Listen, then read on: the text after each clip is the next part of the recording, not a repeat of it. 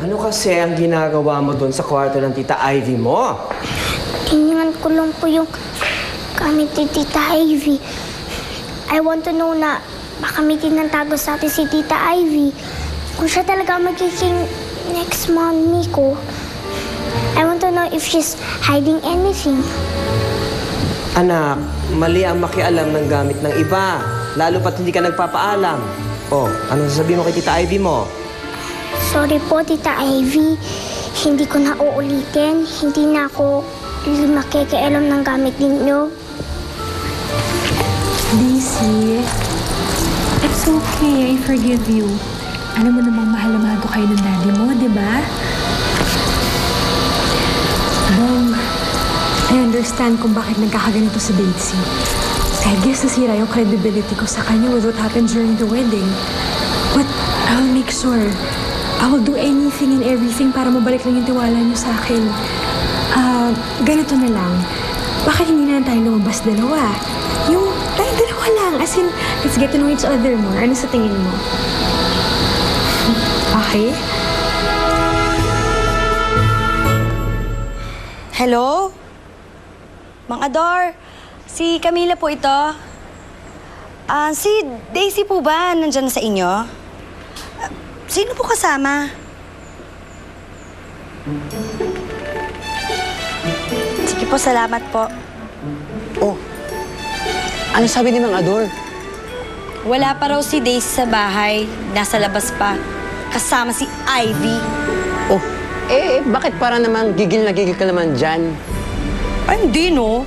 Hindi. Alam mo, kung ako, beauty queen, ikaw, denial queen, halatang-halata naman dyan sa face mo na nagagalit ka, naiinis ka, no? Sanay na kasi ako ng pagganitong oras. Nandito si Daisy. Ngayon, makahanap na siya ng bagong tita. Bilis naman niya ako pinalitan sa puso niya. Di inamin mo rin na nagsiselos ka dun sa Ivy na yon. Alam mo, imbis na magmukmuk ka dyan, di punta mo si Sir Bong sa bahay nila. Bakit pa? Para saan pa? Wala na akong lugar dun, no? Ano pa? Di kilalanin mo yung Ivy na yon. Kilatisin mo maigi yung girlfriend ng bayaw mo. Di ba? Si Bong na nga nagsabi sa'yo na part ka ng family. Di ba? And may say ka para kilatisin lahat ng mga nakakasalumuhan ng pamangkin mo.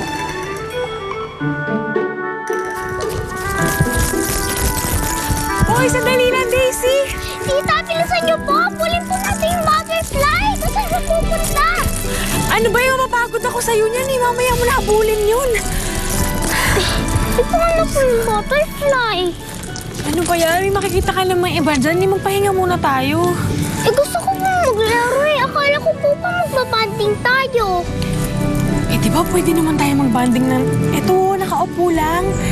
Sabi mo nga sa akin, gusto mo ako makilala. Ganito na lang gawin natin. Magtanong ka o kahit ano. Sige, sasagutin ko. Game. Sige, tita. Tita, love niyo po pa si Daddy? Aba, oo naman. Love na love ko kaya si Ibong. Bakit po? Bakit niyo po siya love? Kasi, madatong siya. Po? Ang ibig ko sabihin yung madating, yung malakas yung dating, malakas yung appeal ng daddy mo, ganun. Ano pa po? Ano, kasi mayaman siya. Ang ibig ko sabihin, mayaman sa pagmamahal, yung punong-puno ng pag-ibig yung daddy mo. Kaya love na love ko siya, di ba? Ano pa po? Alam mo, ang dami mo namang tinatanong eh. Alam mo, mas mabuti mo maglaro ka na nga lang muna doon. Sige na, dito lang ako. Ay, tanong ng tanong, wala na ako maisagot.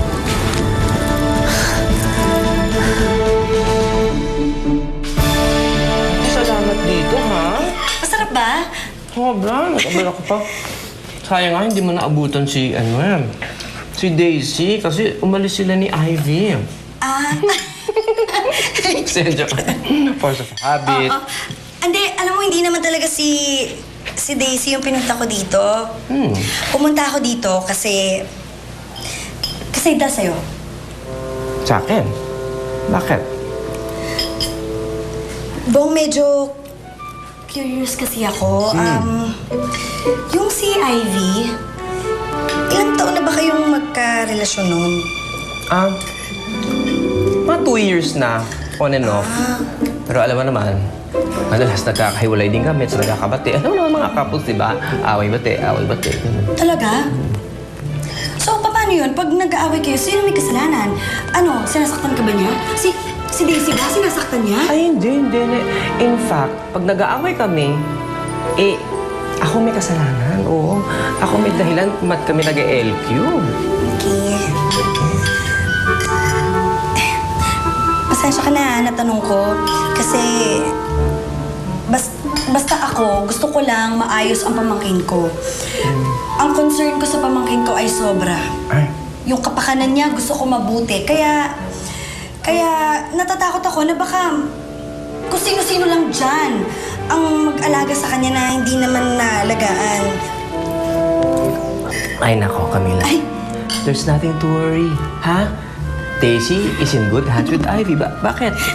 Grabe ka naman, Bong. Bakit? May dumi ka. Sobra naman.